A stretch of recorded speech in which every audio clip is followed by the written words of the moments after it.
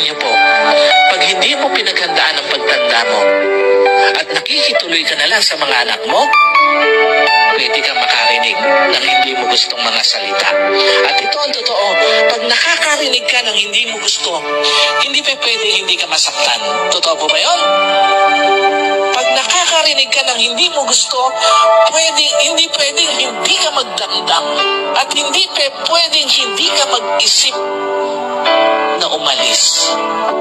Ang problema, kung wala kang pera, saan ka pupunta? Saan ka pupulutin? Paano mo gagawin yung gusto mong umalis kung wala kang pera? Mapipilitan kang magtiis ng sakit ng kalooban. Mapipilitan ka na tiisin na lang yung naririnig mo na masakit sa mga anak mo o sa manugang mo.